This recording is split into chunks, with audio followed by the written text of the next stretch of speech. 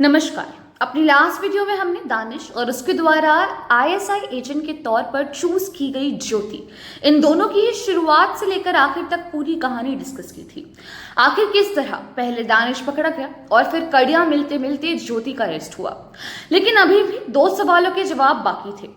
पहला कि आईएसआई ने ज्योति, एक ट्रेवल व्लॉगर को ही क्यों इस काम के लिए चुना, और दूसरा ज्योति ने किस तरह आईएसआई एजेंट बनकर पाकिस्तान की मदद की। तो देखिए, यूट्यूबर को चूज करने का एजेंडा साफ था, पाकिस्तान की इमेज वाइट वॉश करना, पाकिस्तान को लेकर वीडियोस बनाना जिसमें वहां की चीजें और लोगों की बढ़ चढ़कर तारीफ की जाए। अब पहलगाम अटैक के बाद और ऑपरेशन सिंदूर के बाद भी ज्योति को इस तरह रखा जा रहा था कि ये मान लीजिए उसे ट्रेन किया जा रहा था कि वो एक लॉन्ग टर्म स्पाई के रूप में उभर कर बाहर आ सके। अब इस दौरान ज्योति के टास्क की भी बात कर लेते हैं कि टास्क क्या थे। रिपोर्ट्स के हिसाब से इसके टास्क जो सामने आए हैं वो ये थे। पहला, to white wash the image of Pakistan. दूसरा, सेंसिटिव लोकेशंस पर विजिट करना और उन्हें अपनी वीडियोस में कवर करना जिससे कि आईएसआई उनको इजीली देख पाए और समझ पाए। तीसरा, पाकिस्तान हाई कमीशन और अदर चैनल से अपना कम्युनिकेशन स्ट्रॉन्ग करके रखना। अब रही बात कि आखिर ज्योति ही क्यों, तो उसका बड़ा कारण ज्योति की विलिंगनेस और दानिश से उसकी नज़दीकियां थी।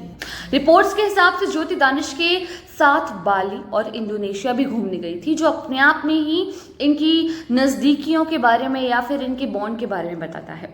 अब ज्योति से पूछताछ लगातार जारी है। उसके अकाउंट्स, लेविश लाइफस्टाइल और उसके कॉन्टेक्ट सबकी डीपली जांच चल रही है।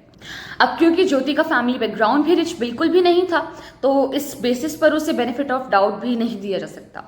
ये अभी प्रूव नहीं हुआ है, लेकिन स्पेकुलेशन यही है कि ज्योति की ये सारी लेविश ट्रिप्स पाकिस्तान फंडेड ही थी। अब पूछताछ के दौरान ज्योति ने पूछे जाने पर यह स्टेटमेंट दी है कि मैंने अपने फ्रीडम ऑफ स्पीच के अधिकार का इस्तेमाल किया है और ये मेरा अधिकार है, मुझे जो लगता है मैं वो बोल रही हूँ। इनिशियल इन्वेस्टिगेशन से ये पता लगा है कि ज्योति के पास किसी भी इंपॉर्टेंट लोकेशन या खबर की कोई डायरेक्ट इंफॉर्मेशन तो नहीं थी, लेकिन आप इससे ये मान सकते हैं कि ज्योति को भी सिर्फ और सिर्फ प्रिपेयर किया जा रहा था फ्यूचर के लिए, जिससे कि वो पाकिस्तान के लिए फ्यूचर में लॉन्ग टर्म बेनिफिट के तौर पर उभर कर आ सके।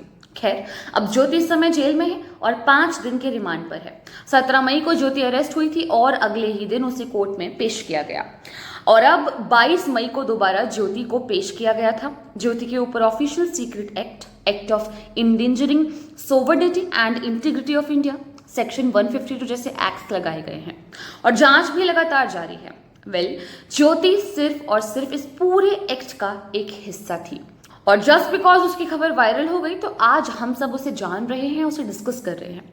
लेकिन ऐसे ही 11 लोग और हैं जो हमारे देश में बैठकर हमसे ही गद्दारी कर रहे थे।